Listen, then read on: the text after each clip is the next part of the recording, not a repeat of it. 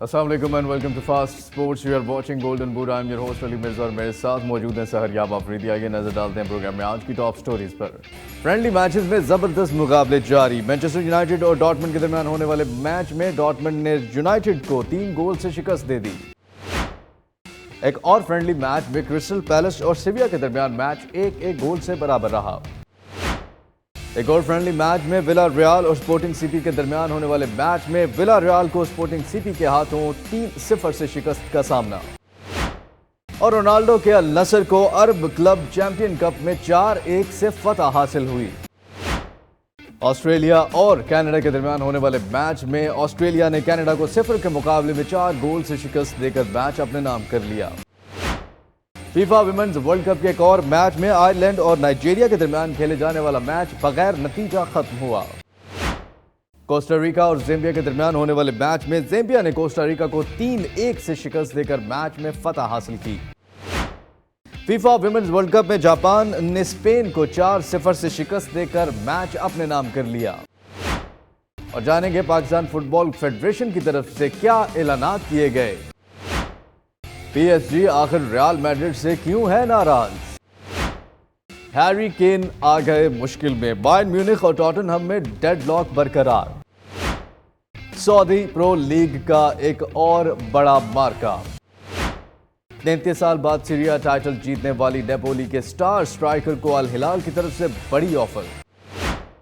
और बार्सिलोना के डेम्बेले का ट्रांसफर ताखीर का शिकार। ये सब कुछ देखिए आज गोल्डन बूट में।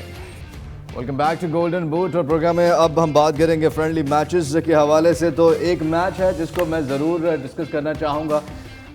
हमारे साथ सहरयाब अफरीदी भी हैं। सहरयाब अफरीदी, यूनाइटेड बड़ा अच्छा आगाज़ हुआ था, आर्सेनल को हराया था, लेकिन डॉर्टमुंड के साथ जो मैच खेला उसमें 3-2 से जो है वो हार गई है यूनाइटेड ये मैच। तो वो जो मैच जीता था वो लकीली जीत गए थे, क्योंकि डॉर्टमुंड जैसी टीम से हारना कितना बड़ा क्वेश्चन मार्क है मैनचेस्टर यूनाइटेड के लिए। ऑफ कोर्स डॉर्टमुंड बड़ी ज़बरदस्त टीम है, लेकिन इंग्लिश प्रीमियर लीग और ये जर्मन बुंडेसलीगा की टीम है, तो उस हवाले से मैं बात कर रहा हूँ। 3-2 से ये मैच अपने नाम किया है। और अगर हम गोल्स की बात करें तो डालो जो है उन्होंने गोल किया मैनचेस्टर यूनाइटेड के 24वें मिनट में, और एंटनी जो है उन्होंने 52nd मिनट में गोल किया अपनी टीम के लिए। दूसरी तरफ मैलन जो है उन्होंने 2 गोल्स किए डॉर्टमुंड के लिए, और मुकोको जो है उन्होंने भी किया 71st मिनट में। आफरीदी किस तरह से देखते हैं ये परफॉर्मेंस डॉर्टमुंड की और यूनाइटेड की? यूनाइटेड की तरफ से तो काफ़ी डिसअपॉइंटिंग थी, क्योंकि अब पहले जैसे आपने कहा कि पहले मैचेस वो जो प्री सीज़न था उसमें तो उन्होंने बगैर गोल्स कंसीड किए जीते, लेकिन अभी लास्ट 3 मैच मुसलसल हार रहे हैं, जिसमें रियल मैड्रिड प्रीवियस मैच था इनका रियल मैड्रिड के साथ। अभी डॉर्टमुंड कंपैरेटिवली थोड़ी सी वीकर टीम थी अगर रियल मैड्रिड का कंपैरिजन इनसे काफ़ी खिलाड़ी गए भी हैं। ये जो सीज़न ख़त्म हुआ है जर्मन बुंडेसलीगा का, काफ़ी खिलाड़ी जैसे जूड बेलिंगम भी चले गए, तो इनके तो पास तो प्लेयर्स आए भी हैं नए यूनाइटेड के पास। जी बिल्कुल, जैसे गोलकीपर काफ़ी शानदार गोलकीपर ओनाना जो इंटर मिलान से आए हैं, उन्होंने भी इस मैच में भी अच्छी शानदार परफॉर्मेंस दी है। और दूसरा ऑब्वियसली जूड बेलिंगम जैसे जो प्लेयर ऑफ द सीज़न थे वो जा चुके हैं, लेकिन फिर भी डॉर्टमुंड की बहुत ही शानदार परफॉर्मेंस थी मैनचेस्टर यूनाइटेड के खिलाफ। और इसमें क्रेडिट मैनचेस्टर यूनाइटेड की स्काउट्स को भी जाता है कि वो जो है वो पहले से प्रिपेयर रहते हैं कि उन्होंने कौन से प्लेयर्स को किस तरह रिप्लेस करना है। अब मोस्टली टीम्स ऐसी होती हैं कि वो अपने बड़े प्लेयर को बहुत महंगे दामों बेच देती हैं, फिर सारे क्लब्स को पता होता है कि इनके पास पैसे ज़्यादा हैं, तो कोई सस्ता प्लेयर उनको मिलता ही नहीं है। तो इस तरह के जो डॉर्टमुंड जैसे क्लब्स होते हैं उनको पहले से प्री प्लान चल रहे होते हैं कि अगर हमने ये प्लेयर बेचा है तो इसका पहले से हम अल्टरनेटिव खरीद लेते हैं, ताकि अब फॉर एग्जांपल अगर हैरी केन टॉटनहम बेच देती है तो 100 मिलियन में अगर जाता है तो वो फिर बाकी क्लब्स को पता होगा कि इन्होंने स्ट्राइकर खरीदना ही खरीदना है, और उनके पास पैसे भी ज़्यादा हैं, तो कोई सस्ते दामों नहीं इनको प्लेयर देगा। अब जैसे डेविड डेहिया मैनचेस्टर यूनाइटेड के गोलकीपर गए, तो आंद्रे ओनाना जो हैं इनको महंगे पड़ गए एक तरह से, क्योंकि इंटर मिलान को पता था कि इनकी गोलकीपर लेना इनके लिए एक अब मैंडेटरी हो गया। बिल्कुल, और वो भी जो है वो भी सैलरी बढ़ाने के कह रहे थे, लेकिन खैर उन्होंने सैलरी नहीं बढ़ाई और महंगे दामों एक और गोलकीपर खरीद लिया, उनको जाने दिया।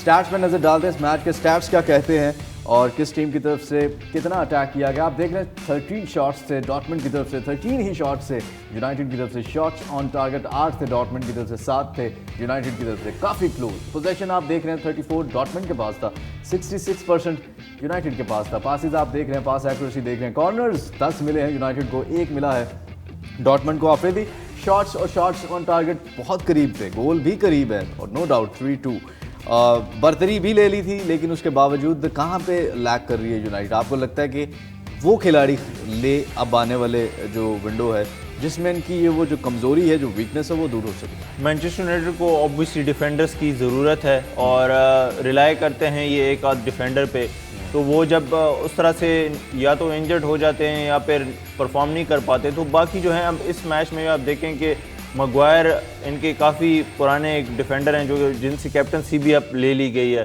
तो वो उसने इस मैच में भी एक आध एरर कमिट किया और बाकी जो इनका बैकअप जो मिडफील्ड है वो भी थोड़ा सा वीक है। अब कैसेमीरो तो काफ़ी वर्ल्ड क्लास प्लेयर इनको मिल गए थे, लेकिन उसको कम्प्लीमेंट करने के लिए इनको एक आध और प्लेयर चाहिए, एक जो कैसेमीरो के साथ खेले और एक जो बेंच पे भी बैठा हो। अगर आपने प्रीमियर लीग के लिए फ़ाइट करना है, आपने चैंपियंस लीग के लिए फ़ाइट करना है, तो फिर आपके पास स्टार्टिंग 11 तो होनी ही बेहतरीन चाहिए, लेकिन उसके साथ आप बैकअप भी होना चाहिए। लेकिन इनकी तो अभी जो 11 खिलाड़ी हैं वो भी पूरे नहीं है और बेंच की तो बाद में आती है। लेट्स सी एरिक टेन हैग इस पर क्या काम कर रहे हैं और आने वाले वक्त में हमें वो क्या चेंजेस नज़र आएंगी या नहीं आएंगी। नेक्स्ट जिस मैच की बात करने जा रहे हैं, of course women's world cup जारी है और इसमें एक बड़ा शानदार मैच हुआ है जो कि ऑस्ट्रेलिया वर्सेस कनाडा के दरमियान हुआ है और ऑस्ट्रेलिया ने 4-0 इस मैच में फतह हासिल की है और ब्रेसो जो है उन्होंने 2 गोल्स किए अपनी टीम के लिए, फॉलवर्ड जो हैं उन्होंने भी अपनी टीम के लिए गोल किया और कैटली जो है उन्होंने भी पेनल्टी पे गोल किया है। अफरीदी कनाडा के साथ मैच था और बड़ा क्लिनिकल परफॉर्मेंस दे रही है ऑस्ट्रेलिया इस वर्ल्ड कप में। जी बिल्कुल, और यानी फ़ायदा उठा रही है होस्ट होने का फ़ायदा भी उठा रही है। ऑब्वियसली जब आप होस्ट होते हो तो एक एक्स्ट्रा मोटिवेशन होती है, क्योंकि आपके मैच के लिए सारे स्टेडियम्स जो है वो कचाकच भरे होते हैं, फुल होती है स्टेडियम्स। और दूसरा ये कि ऑस्ट्रेलिया की टीम भी काफ़ी इम्प्रूव टीम है, उनके मोस्टली प्लेयर्स आप देखें कि WSL जो कि प्रीमियर लीग का एक वुमेंस का प्रीमियर लीग जिसे आप कहें तो वो है, उसमें खेलती हैं। प्रीमियर वुमेंस की चैंपियंस लीग में इनकी खिलाड़ीज़ खेलते हैं, तो उससे इनको काफ़ी एडवांटेज हुआ है। और जैसे हमने पहले भी बताया था व्यूअर्स को कि one of the candidates contenders हैं इस वर्ल्ड कप को जीतने के लिए। अगर जीत जाएंगे तो एक नया विनर मिल जाएगा। US जो है वो मोस्टली जीतती आ रही है। अगर इस वर्ल्ड कप की बात की जाए तो US भी उस तरह से फॉर्म में नहीं है, तो इनके पास वो भी एडवांटेज है। बिल्कुल, और जर्मनी जो कि 1995 के बाद कभी ग्रुप स्टेज से हारा नहीं था वो भी हार चुका है, तो यहाँ पे मौका है ऑस्ट्रेलिया के पास। इस मैच के स्टैट्स पे एक नज़र डालते हैं और देखते हैं क्या एफर्ट दिखाई गई कनाडा की तरफ से भी या नहीं। आप देख रहे हैं 10 शॉट्स थे ऑस्ट्रेलिया की तरफ से, 11 शॉट्स थे कनाडा की तरफ से, 6 जो है वो शॉट्स ऑन टारगेट ऑस्ट्रेलिया की तरफ से थे, 3 जो थे वो कनाडा की तरफ से थे। पोजीशन कनाडा के पास ज़्यादा था, ऑस्ट्रेलिया के पास कम था। पासेस आप देख रहे हैं, पास एक्यूरेसी भी देख रहे हैं, फाउल्स हैं यहाँ पर और कॉर्नर्स 5 मिले हैं और 4 मिले हैं ऑस्ट्रेलिया को, 5 कनाडा को। आप फ्री अगर शॉट्स ऑन टारगेट पोजीशन और शॉट्स की बात करें तो सिर्फ शॉट्स ऑन टारगेट में थोड़ा पीछे थी, यानी क्लिनिकल फिनिश नहीं कर पाई कनाडा, लेकिन पोजीशन भी ज़्यादा रखा, शॉट्स भी ज़्यादा थे। कनाडा कैसी टीम है? अच्छा, एक्चुअली में कनाडा कोई कमज़ोर टीम नहीं है। ऑस्ट्रेलिया जो आपको रिजल्ट नज़र आ रहा है 4-0 का, वो ऑस्ट्रेलिया की काफ़ी शानदार परफॉर्मेंस और ख़ास करके क्लिनिकल फिनिशिंग थी जिसकी वजह से ये जीते हैं। वरना कनाडा एक बहुत ही मजबूत टीम है, वो खुद एक कंटेंडर है, आप उनको कंटेंडर कह सकते हैं वर्ल्ड कप जीतने के लिए। तो और अगर इस ग्रुप में से ये दोनों टीमें नॉकआउट स्टेज के लिए क्वालिफाई करती हैं तो कोई सरप्राइज़ नहीं होगा। तो ऑस्ट्रेलिया की इस लिहाज से भी काफ़ी इंपॉर्टेंट ये विक्ट्री थी कि उन्होंने अपने ग्रुप की टफेस्ट टीम को इतना क्लिनिकली हराया है। अच्छा, अब अगर ग्रुप की बात करें व्यूवर्स, तो ऑस्ट्रेलिया नंबर 1 पे आ गई है, 3 मैचेस में 2 जीते हैं उन्होंने। नाइजीरिया है दूसरे नंबर पे, 3 में से 1 मैच जीता है। कनाडा अब तीसरे पे है, अफरीदी 3 में से 1 मैच जीता है। चौथे पे आयरलैंड है। आपको लगता है नाइजीरिया टफ टाइम दे सकती है इनको, कनाडा को? एक्चुअली में नाइजीरिया की जो ख़ास बात है वो मैच हार नहीं रही, जिसकी वजह से ये अब देखें पिछला मैच भी उन्होंने ड्रॉ किया था, तो पॉइंट्स ले रही है। अब ऑब्वियसली फाइट तो टफ हो गई है इस ग्रुप में, थोड़ा सा ग्रुप ऑफ डेथ बन गया है, क्योंकि नाइजीरिया काफ़ी अच्छा फाइट दे रही है। वर्ल्ड कप से पहले जो प्रेडिक्टेड था पंडित्स की तरफ से, ऑस्ट्रेलिया और कनाडा ही इजीली आयरलैंड जो है वो भी इतनी मजबूत टीम नहीं है बाकी टीमों की निस्बत। हाँ, इनके कंपैरिजन में इतनी मजबूत, लेकिन नाइजीरिया ने थोड़ा सा साबित किया है कि हम कुछ कर सकते हैं और अपसेट हो सकता है आने वाले। और अगर नाइजीरिया कनाडा या ऑस्ट्रेलिया में से किसी को हरा देती है तो फिर तो बहुत मुश्किल हो जाएगा उस टीम के लिए। लेट्स सी क्या रिजल्ट्स होते हैं। और यहाँ पर जो प्लेयर हमने फीचर किए हैं, of course none other than Haley Rosso. ये राइली रोसो की बहन तो नहीं जो क्रिकेटर है, यही वैसे कंफर्म करना पड़ेगा, लेकिन बहुत ही शानदार परफॉर्मेंस। और इनके स्टैट्स पे एक नज़र डालते हैं और देखते हैं कि क्या इन्होंने परफॉर्म किया है। आपके सामने है और आप देख रहे हैं रेटिंग 8.9, गोल्स 2 किए हैं, टचेस 37 थे, एक्यूरेट पासेस 67 थे, shot accuracy 100% passes into final third, 2 tackles 100% clearances, 2 recoveries 5। बेहतरीन परफॉर्मेंस। जी आफरीदी क्या कहेंगे इनके बारे में? नहीं, ये रायली रूसो की बहन नहीं है और एक्चुअली में मोस्टली रूसोज जो होती हैं फुटबॉल में, इवन मैनचेस्टर यूनाइटेड अब आर्सेनल में चली गई, पहले मैनचेस्टर यूनाइटेड में थी, इंग्लैंड के लिए भी वर्ल्ड कप में खेल रही है। अच्छा। तो रूसो जो नाम है वो वुमेंस फुटबॉल में काफ़ी मतलब एक तरह से फेमस है, काफ़ी अच्छी प्लेयर है, मैनचेस्टर सिटी वुमेंस टीम का हिस्सा हैं और इस सीज़न भी इन्होंने अपनी टीम के लिए भी और मैनचेस्टर सिटी के लिए ओवरऑल भी काफ़ी शानदार परफॉर्मेंस इन्होंने दिखाई है, टॉप 4 में फिनिश किया है और अपने मुल्क के लिए भी देखिए कंसेक्यूटिव मैचेस में परफॉर्म करती हुए आगे भी देख रहे हैं इनको परफॉर्म करते हुए, या बस इस मैच में तुक्का लग गया इनका? नहीं, ओवरऑल बाकी मैचेस में भी इन्होंने परफॉर्म किया है और एक मतलब वर्ल्ड कप से पहले सारे कह रहे थे कि सैम कर जो है सारी लाइमलाइट छीन लेगी, उसका ये थोड़ा सा इशू था कि हमने भी काफ़ी कहा था सैम कर के बारे में, काफ़ी हमने पहले पैकेजेस भी चलाए थे जो विमेंस वर्ल्ड कप से पहले जितनी भी फीमेल्स हैं उनके बारे में कि कौन सी वो की प्लेयर्स हैं जो हमें नज़र आ रही हैं इस वर्ल्ड कप में परफॉर्म करते हुए, उनमें सैम कर का नाम काफ़ी वाज़ेह था। जी बिल्कुल, और क्योंकि इनिशियल 2 मैचेस में वो इंजरी की वजह से बाहर रही थी तो जो सारी लाइमलाइट थी वो हेले रोसो ने उनसे छीन ली और काफ़ी शानदार परफॉर्मेंसेज अभी तक कर रही है। चलिए, बहुत ही शानदार परफॉर्मेंस यहाँ पर ऑस्ट्रेलिया और कनाडा के दरमियान होने वाले मैच में हाइले रोसो की, और ये मैच जो है वो ऑस्ट्रेलिया ने 4-0 से अपने नाम कर लिया और यहाँ पे एक छोटी सी ब्रेक का वक्त हुआ चाहता है। Welcome back to golden boot और यहाँ पर मुआज़ अहमद हमें ज्वाइन कर चुके हैं। मुआज़, बताइए क्या चल रहा है पाकिस्तान की फुटबॉल की दुनिया में और क्या लेटेस्ट हैपनिंग्स हैं?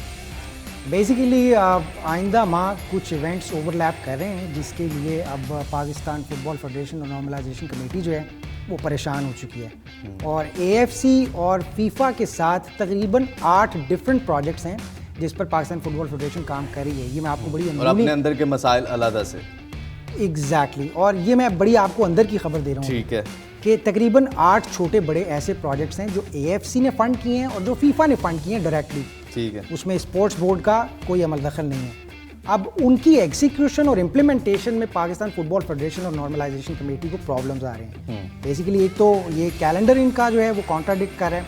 अभी आप देखें तो AFC के ही under South Asian Football Federation under 16 जो एक ये सितंबर के फर्स्ट वीक में जो हो रहा है, उसके बाद सितंबर के थर्ड वीक में अंडर 19 हो रहा है। उसके बाद अब सितंबर ही में हमें खेलने जाना है एशियन कप क्वालिफायर।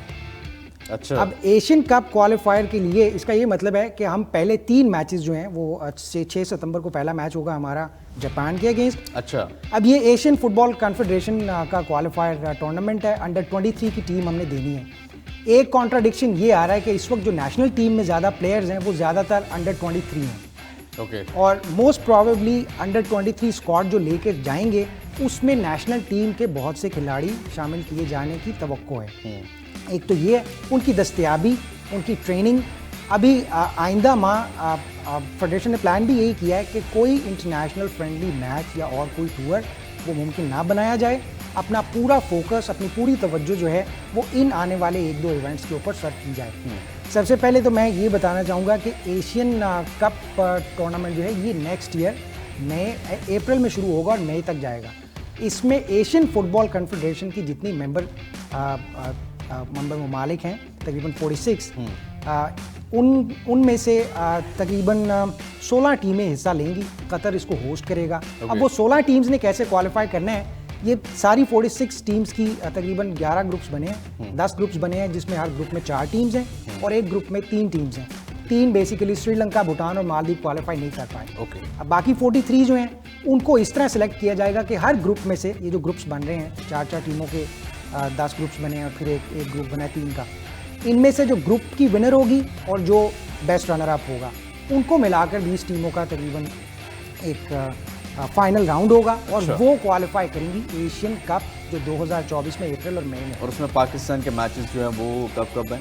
पाकिस्तान के अभी जो मैचेस हैं क्वालिफायर में वो 6 सितंबर को हमने मैच खेलना है जापान के अगेंस्ट। हमारा डिफेंस डे है और हमारा अंडर 23 स्क्वाड जो है वो जापान के ख़िलाफ़ मैच खेलेगा और उसके बाद हमने बहरीन के साथ खेलना है और फ़लस्तीन के साथ हमारा मैच है।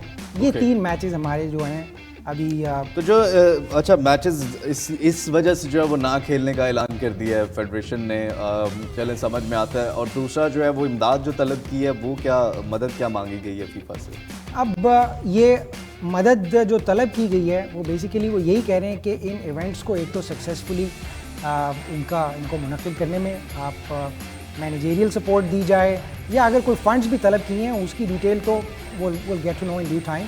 लेकिन अभी जो हमारे पास ज़राए से मालूमात मिली हैं उसमें यही बताया गया है कि इन तीनों इवेंट्स को इनका कैलेंडर कॉन्ट्राडिक्ट होने से बचाने के लिए उन्होंने फीफा से रब्ता किया और बाकायदा उन्हें कहा है कि ये हमारे लिए एक तो जो अंदरूनी मसाइल हैं उनके होते हुए ये इवेंट्स एकदम आए हैं, तो please support us on this, और हम जितना भी बेहतर तरीके से इसमें शिरकत हो सकेगी हम ज़रूर करेंगे। फीफा का कोई जवाब आया अभी तक या अभी तो ये आज सुबह तक की खबर है, ये आज ही की है, तो आई एम क्वाइट होपफुल कि क्या फीफा का जवाब आता है, इसमें पॉजिटिव जवाब आता है या क्या वो कहते हैं। और यहाँ पर नेक्स्ट जो है वो नेशनल कप फेज़ 3 का ऐलान कर दिया गया है, और फुटसल का ये नेशनल कप जो है वो ये भी फीफा के अंडर आता है, फेडरेशन के अंडर आता है। ये भी सितंबर में हो रहा है, ये कब हो रहा है? ये बेसिकली ऑन किया है फुटबॉल फेडरेशन ने। ये साल के आगाज़ से तकरीबन फुटसल के लिए डिफरेंट रीजन से वो टीम्स ले रहे थे और इस टूर्नामेंट को उन्होंने मुमकिन बनाया था नेशनल कप को। पहले फ़ेज़ 1 में बलूचिस्तान और पंजाब से मोस्ट प्रॉबेबली टीम्स आई थी, और अब जो है कॉल है जो रजिस्ट्रेशन की वो कैपिटल टेरिटरी से है, इस्लामाबाद, अच्छा। आज़ाद कश्मीर और गिलगित बल्तिस्तान से उन्होंने टीम्स को इनवाइट किया है, और इसका एक बाकायदा रजिस्ट्रेशन प्रोसेस है। और मैं व्यूवर्स को बताना चाहूँगा कि इसकी रजिस्ट्रेशन जो है वो पाकिस्तान फुटबॉल फेडरेशन की जानिब से जो फुटबॉल कनेक्ट का जो ऑप्शन है वहीं पर आपको इसको रजिस्टर करना पड़ेगा। अगर आपके क्लब के पास बैंक अकाउंट नहीं है तो you not be able to participate in the tournament. और खिलाड़ियों के हवाले से भी कुछ पॉलिसीज़ हैं जिनको आपको भूलना नहीं होगा, नज़रअंदाज नहीं करना होगा। उसमें ये है कि आपके 2 ओवरसीज़ प्लेयर्स खेल सकते हैं या 2 फॉरेन खिलाड़ी हैं वो खेल सकते हैं। आप ग्रिपर्स पहन सकते हैं, स्टड्स का इस्तेमाल नहीं कर सकते, इस तरह की भी कुछ पॉलिसीज़ हैं। और फुटबॉल कनेक्ट पर आपको सबसे पहले तो रजिस्ट्रेशन मुकम्मल करनी होगी, और इसी तरह और इनामी रकम के हवाले से एक बड़ी दिलचस्प बात सामने आई है कि पहले 100,000 थी और इस मरतबा इस फेज़ के लिए उन्होंने 300,000 कर दिया, जिससे काफ़ी लोगों में जोशो खरोश भी बढ़ेगा।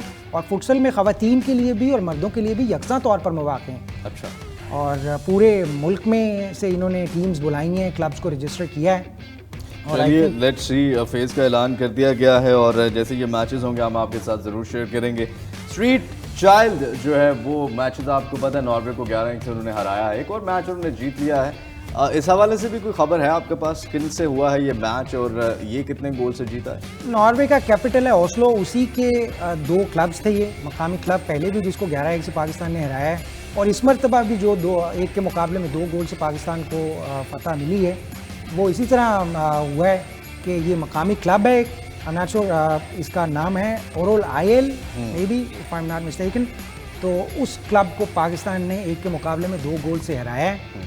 और ये जैसे कि मैंने पहले अर्ज़ किया था कि ये लेवल ऑफ कंपटीशन जो है वो प्रोफेशनल उस तरह का प्रोफेशनल नहीं है, ये एक एनजीओ से एनजीओ का ऑर्गेनाइज करता है, और इसमें लेवल ऑफ कंपटीशन उसी तरह का है कि उसमें इतनी इक्विप्ड और इतनी तैयारी से टीम्स नहीं आती हैं। But this is something that we should be proud of कि हमारी टीम गई है और वहाँ जीती है, और इसमें से भी उम्मीद है कि कोई अगर टैलेंटेड खिलाड़ी सामने आएगा। हाँ ऑफ कोर्स, बिल्कुल इससे भी टैलेंट जो है वो नज़र आ सकता है, और फेडरेशन को भी ऐसे बच्चों पे नज़र रखनी चाहिए कि ये जो बच्चे इनमें अच्छा परफॉर्म कर रहे हैं उनको वो शुरू में ही जो है, क्योंकि एक फुटबॉलर की तो 6-7 साल से ही उसकी ट्रेनिंग शुरू हो जाती हैं, और उसी वक्त से जो है वो अगर आप कंपैरिजन करते हैं बाहर के मुल्कों से। बिल्कुल ये एक अच्छी न्यूज़ आपके साथ, और एक और अच्छी न्यूज़ है और वो कैला सदीकी के बारे में है। पाकिस्तानी नयाद अमेरिकी खिलाड़ी हैं, क्या है इनके बारे में बताइए, ये अभी कहाँ के लिए खेलती हैं? जी माज बताइए कैला सदीकी के बारे में कुछ और मज़ीद मालूमात। अच्छा, खुशखबरी ये है कि ये पाकिस्तान टीम की नुमाइंदगी कर चुकी हैं। 18 जुलाई को जो सिंगापुर के साथ मैच हुआ था उसमें इन्होंने डेब्यू किया है, और अब आप अंदाज़ा लगा सकते हैं कि अमरीकी इदारों से तालीम याफ्ता और उनकी स्टेट टीम के लिए, उनकी यूनिवर्सिटी टीम के लिए खेलने वाली जो खिलाड़ी हैं वो पाकिस्तानी टीम का हिस्सा बनने जा रही हैं। नेशनल टीम के लिए जो है वो अब अपनी सर्विसेज आगे भी देंगी। जी हाँ, डेफिनेटली ये पाकिस्तानी नेशनल टीम में शामिल कर लिया गया है इनको, और ये सबसे अच्छी बात है। और जो इनकी दीगर खिलाड़ी हैं, जो इनकी टीममेट्स हैं, जाहिर है उनके लिए बहुत अच्छा है कि वो इनके साथ खेलेंगी, बहुत कुछ सीखने को मिलेगा। ये अमेरिकी लीग खेल चुकी हैं, जो उनकी यूनिवर्सिटी लेवल की जो जितना फुटबॉल है, तो she knows a little bit about international temperament. और मुझे लगता है कि ये बहुत कुछ बहुत अच्छा इजाफा हो मतलब होगा अगर हमारी फीमेल, क्योंकि हमारी फीमेल्स ने पहले भी बड़ा ज़बरदस्त परफॉर्मेंसेस कुछ दी हैं रिसेंट पास्ट में, और ऐसी प्लेयर्स के आने से भी जो है वो मज़ीद जो है वो बेहतरी आएगी हमारी जो विमेन स्पोर्ट्स है, फुटबॉल की जो टीम है उनके लिए। Welcome back to golden boot, और प्रोग्राम में आप शामिल करेंगे फुटबॉल की दुनिया में क्या लेटेस्ट हैपनिंग्स हो रही हैं और क्या ट्वीट्स हैं हमारे पास। सबसे पहली ट्वीट शामिल करते हैं और ये हैरी केन के बारे में है।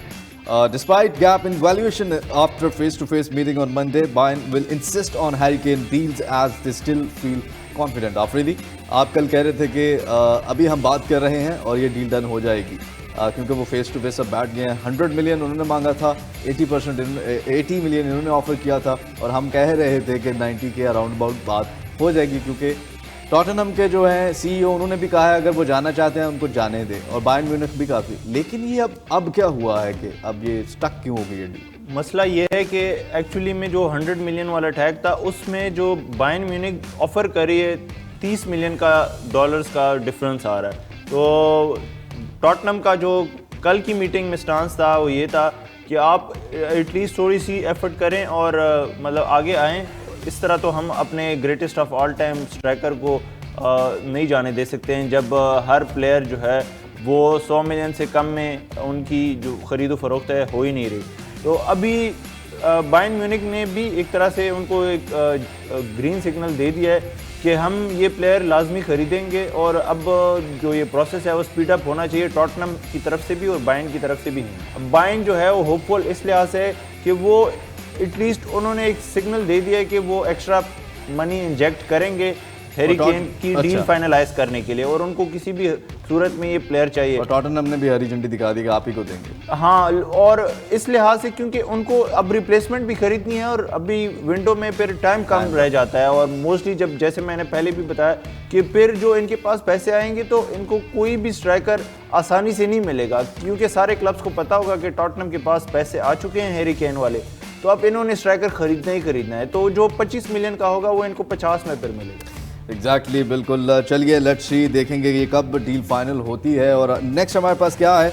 नेक्स्ट है official confirmed Fabinho to Al Ittihad, deal completed until June 2026।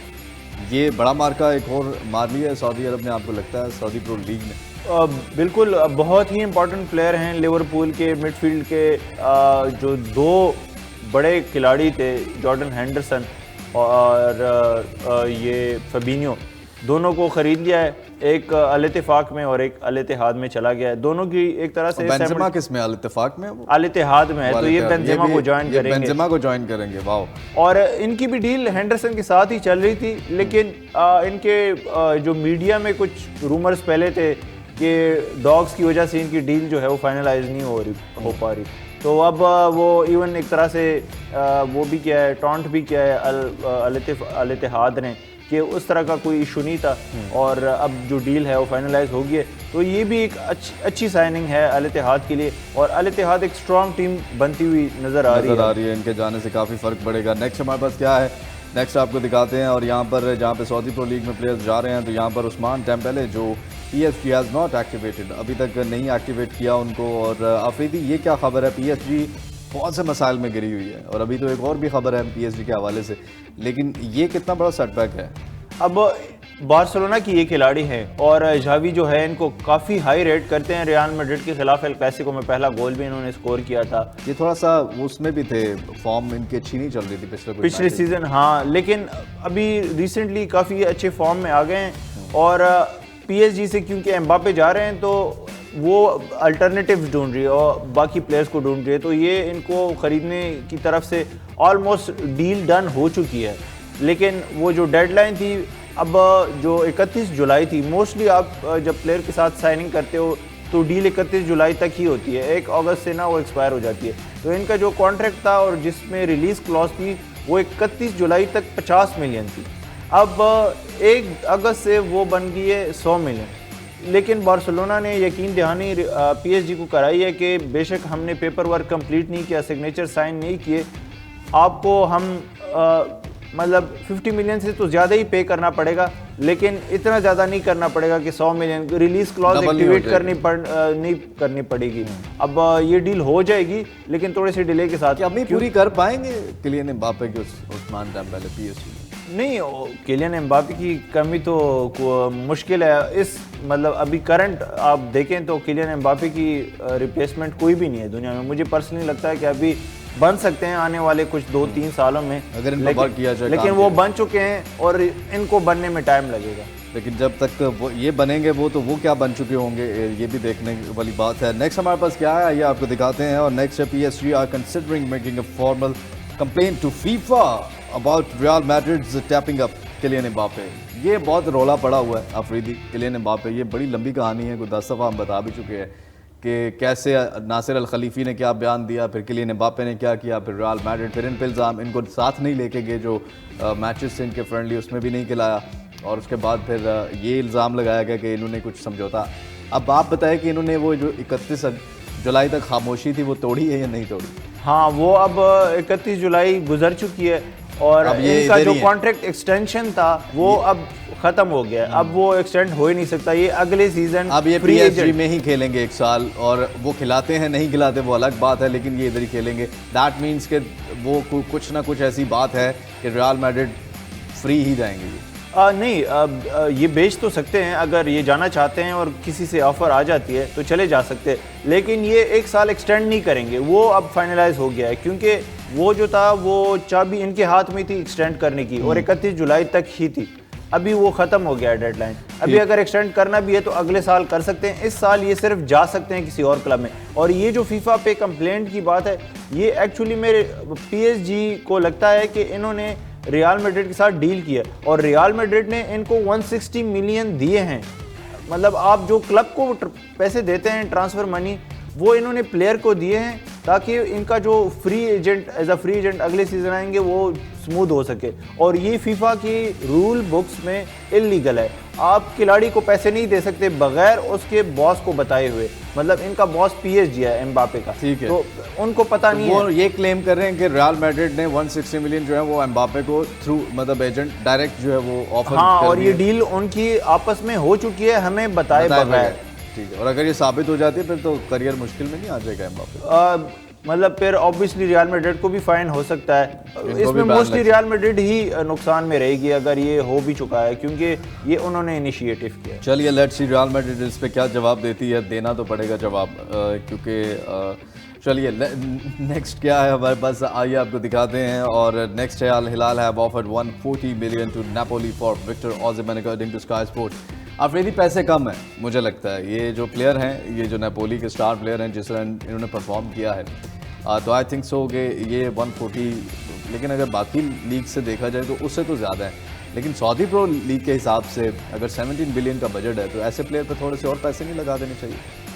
Obviously अगर आप यूरोप में देखेंगे तो 140 मिलियन कोई भी इनको नहीं देगा, कोई भी क्लब, बेशक वो रियल मैड्रिड हो, बेशक वो PSG हो, तो उनसे तो काफ़ी बड़ी अमाउंट है। अब लेकिन जिस नेपोली ने खुद इनको 100 मिलियन पे एवेल्यूएशन इनकी की है, 100 मिलियन प्लस पे, तो खुशी से देंगे फिर वो 140 पे तो। हाँ, लेकिन अब ऑब्वियसली अगर इनका फोकस यूरोप में रहना है और चैंपियंस लीग खेलना है तो वो फिर आपको पर्सनली क्या लगता है, यूरोप में रहना चाहिए, जाना चाहिए सऊदी प्रो लीग? अगर मतलब मैं पर्सनली हूँगा तो मैं यूरोप में रहना प्रेफर करूँगा, क्योंकि अभी अगर इनका पीक चल रहा है, मुझे लगता है कि इनके लिए मैदान भी खाली हो रहा है। यूरोप में आने वाले वक्त में ये भी उस लेवल पे वो स्टार बन सकते हैं। हाँ, बैलन डी'ओर तो आप सऊदी प्रो लीग में जाके नहीं जीत सकते ना। इंडिविजुअल अवार्ड जो कंपटीशन भी अभी ऑल दो प्लेयर्स आ रहे हैं, शायद 2 साल लगे उसको उस लेवल पे आने में, थोड़ा सा ऐसा कंपटीशन हमें देखने को मिले। लेकिन यहाँ पे तो ऑलरेडी, तो ये लाइमलाइट में आ सकते हैं अगर यूरोपियन लीग में रहते हैं। हाँ, और अभी क्योंकि इनका पीक भी है, मतलब 1 सीज़न हुआ है और 2-3 सीज़न तो और भी इसी तरह से और इम्प्रूव हो सकते हैं। चलिए लेट्स सी क्या डिसीजन लेते हैं विक्टर ओसिमन। ये कुछ ट्वीट्स थी जो हमने आपके साथ शेयर की, कुछ पैकेजेस, कुछ पाकिस्तान के फुटबॉल से रिलेटेड खबरें। आज के प्रोग्राम के लिए बस इतना ही। आप इस प्रोग्राम को रिपीट में देख सकते हैं fastsports.tv हमारी वेबसाइट पे और यूट्यूब चैनल पे फास्ट स्पोर्ट्स PK। ये हमारा चैनल है जहाँ पर आप ये प्रोग्राम्स देख सकते हैं और सोशल मीडिया लिंक्स को फॉलो कर सकते हैं आप अगर पूरी दुनिया के स्पोर्ट्स से अपडेटेड रहना चाहते हैं। आज के प्रोग्राम से अपने मेज़बान अली मिर्ज़ा और सहरयाब आफरीदी को इजाज़त दीजिए। अपना बहुत सा ख्याल रखिए। देखते रहिए Fast Sports, home of champions. अल्लाह हाफिज़।